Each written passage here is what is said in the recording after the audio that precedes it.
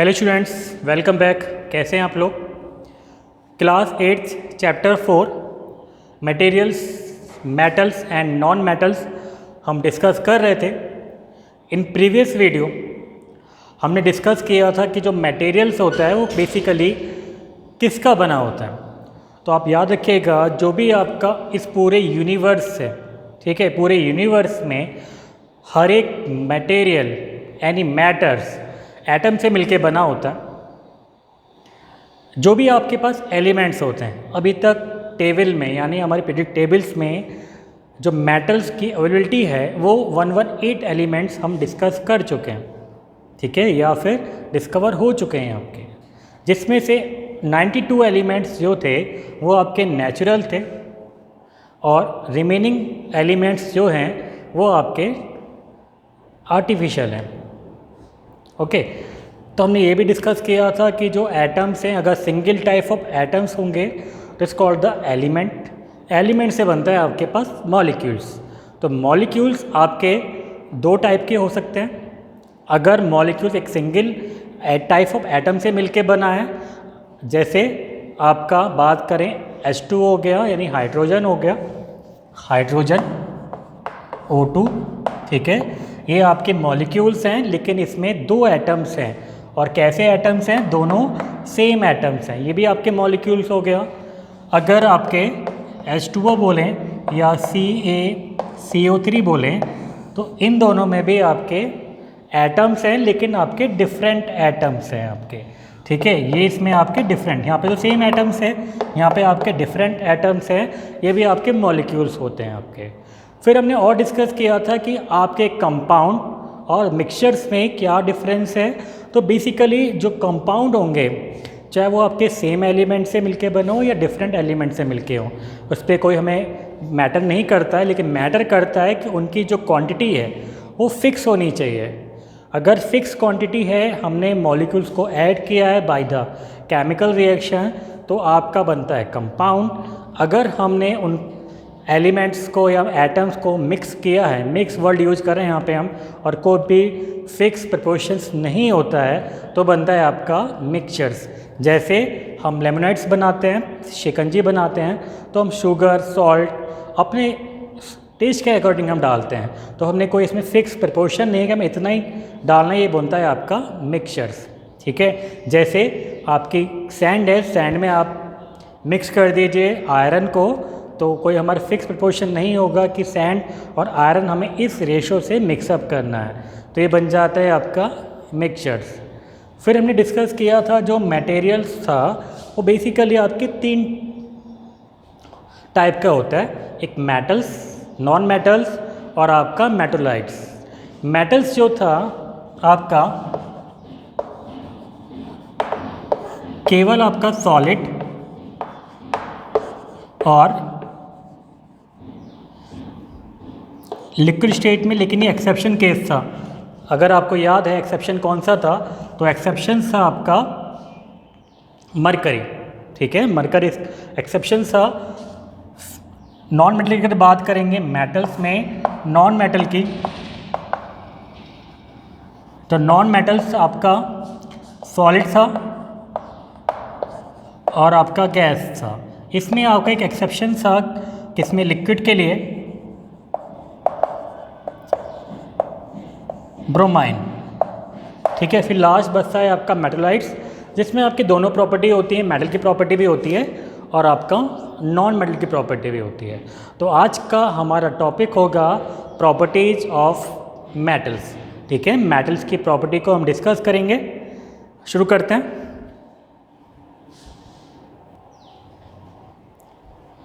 First है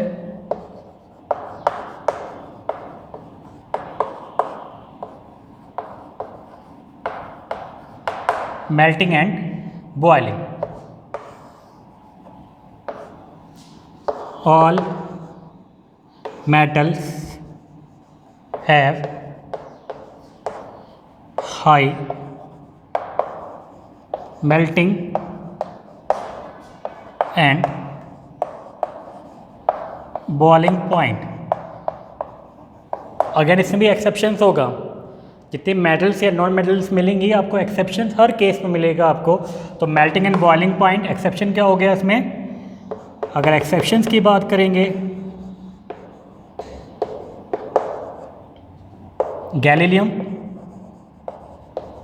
ठीक है, गैलीलियम्स का जो मेल्टिंग पॉइंट है आपका, वो आपका कैसा होता है? आपके जो पाम पे रखिए, आपके जो बॉडी टेम्परेचर से क्या हो जाएगा? मेल्ट हो जाएगा। मरकरी बोल सकते हैं, मरकरी आपके रूम टेम्परेचर पे आपकी मेल्ट हो जाती है। तो ये दोनों मेटल्स होंगे।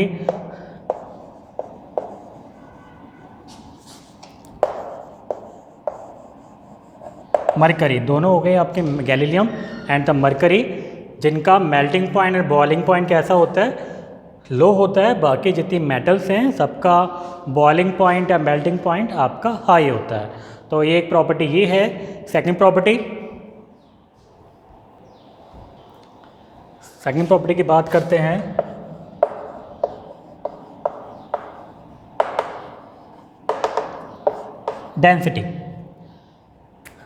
डेंसिटी तो बेसिकली फॉर्मूला जो होता है डेंसिटी का,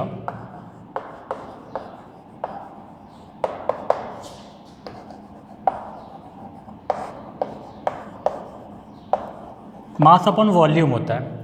आप इसको ऐसे समझ सकते हैं, अरेंजमेंट ऑफ एटम के बेस पे हम इसको बात करते हैं। अरेंजमेंट ऑफ एटम्स, अगर हम बात कर रहे हैं एटम्स के अरेंजमेंट पे, जो मैटर या मेटल्स जिसके एटम्स क्लोजली पैक होंगे, क्लोजली पैक का मीन्स होता है कि एटम से मिलके बना होता है, ठीक है, कोई भी आपका ऑब्जेक्ट। अब इन एटम्स के बीच में गैप जितना ज़्यादा रहेगा, ठीक है, एटम्स के बीच में गैप जितना ज़्यादा रहेगा उसकी डेंसिटी उतनी ही कम होती चली जाएगी। और एटम्स के स्पेस या तो बिल्कुल कम होगा या बिल्कुल नेग्लिजिबल होगा, बिल्कुल क्लोजली पैक होगा।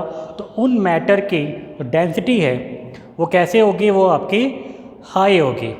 तो मैक्सिमम जो आपकी मेटल्स होती हैं, ठीक है, मेटल्स होती हैं, ठीक है, जो भी आपकी मेटल्स हैं उनका जो एटम्स होंगे वो क्लोजली पैक होंगे, कंप्लीटली पैक, जिसकी वजह से इनकी जो डेंसिटी होती है in case of metal, in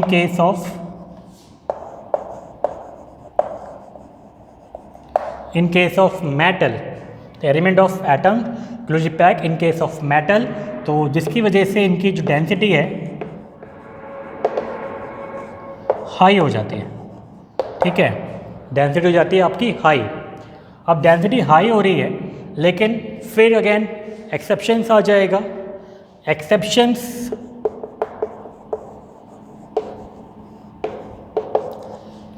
first है Na, सोडियम, फिर नेक्स्ट है पोटेशियम,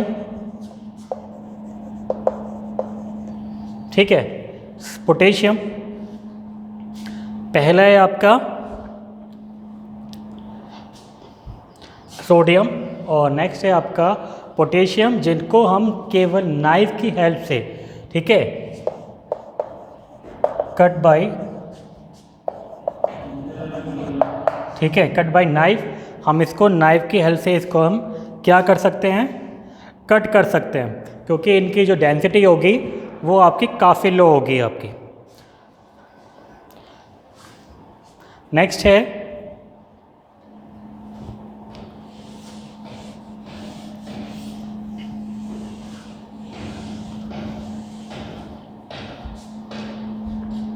लश्यर्स,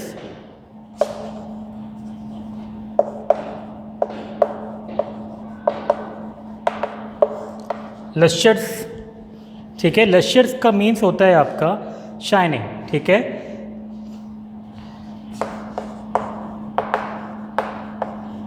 शाइन करना।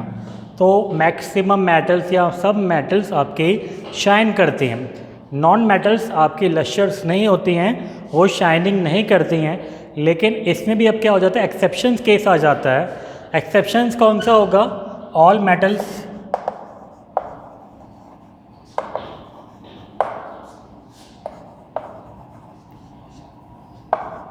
have lustrous property. All metals have the lustrous property. In case of non-metal, कौन सी है आपकी? ग्रेफाइट। ठीक है, ग्रेफाइट आपकी शाइन करती है, आपका ग्रेफाइट आपका शाइन करती है, और कोई मेटल्स आपकी, नॉन मेटल्स आपकी शाइन नहीं करती हैं। लस्टर सॉरी मेटल्स आपकी शाइन करेंगी, लेकिन आपकी जो नॉन मेटल्स हैं वो केवल ग्रेफाइट ही आपकी शाइन करेगी आपकी। ठीक है, नेक्स्ट है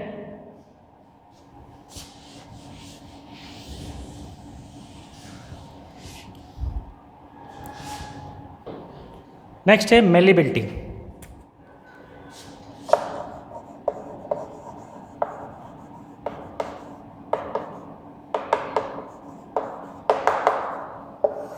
ठीक है, नेक्स्ट है मेलिबिलिटी। अब मेलिबिलिटी की अगर बात करें,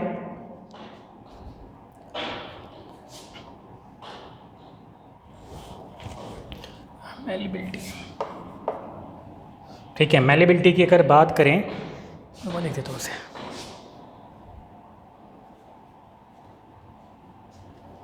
ये भी गलत आ गया।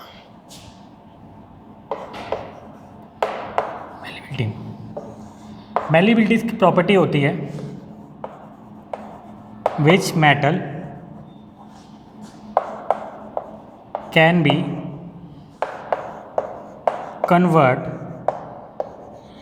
Into thin sheet by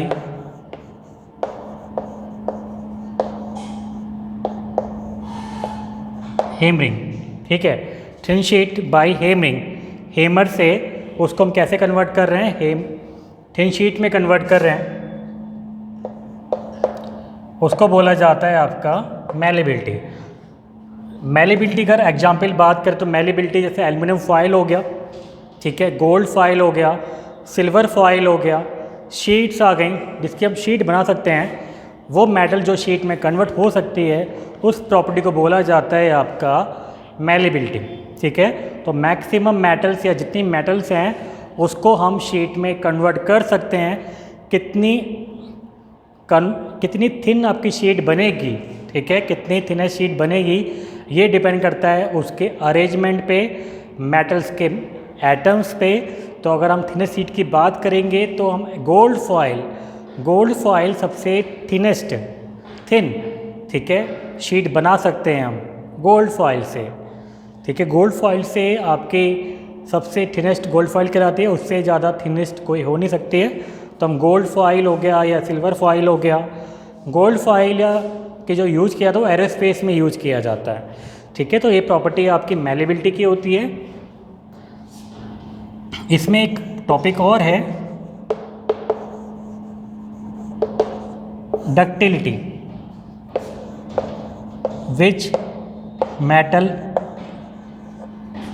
can be convert into thin wire.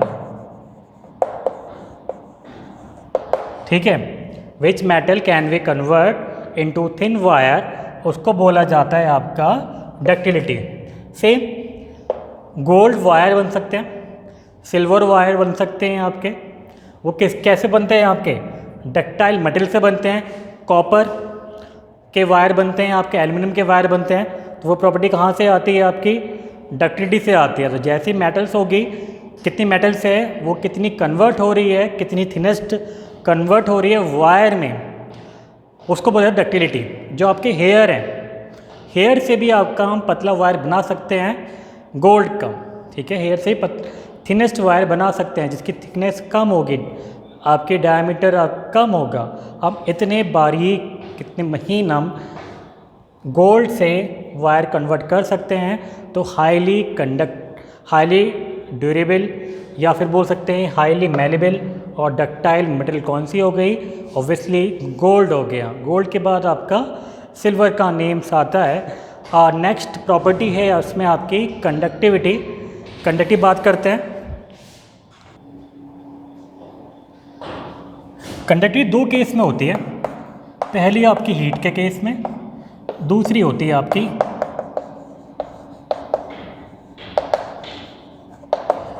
Electricity के केस में। तो मैक्सिमम मेटल्स हैं, ठीक है, मैक्सिमम मेटल्स जो होंगी वो highly conductive in case of heat और इन केस ऑफ आपके इलेक्ट्रिसिटी।